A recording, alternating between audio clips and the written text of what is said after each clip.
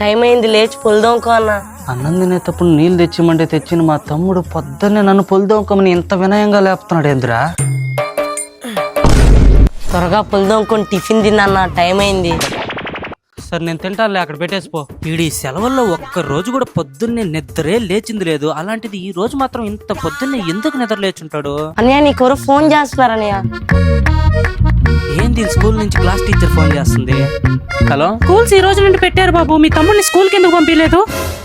రేపటి నుంచి స్కూల్స్ కంటిన్యూగా ఉంటాయి, ఇంకా మీ తమ్ముడిని డైలీ స్కూల్ కి పంపించండి బాబు, ఓకేనా? అలాగేనండి, ఓకేనండి. ఏమైంది అన్నయ్య? ఏం లేదన్నయ్య, స్కూల్ నుంచి మీ క్లాస్ టీచర్ ఫోన్ చేసింది.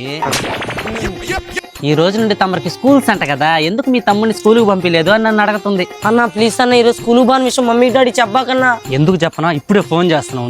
నువ్వు కానీ చెప్పావు అనుకో, నువ్వు రోజు మిద్దెపైకి వచ్చి ఎవరో అమ్మాయితో మాట్లాడుతున్న విషయం ఇంట్లో చెప్పేస్తా.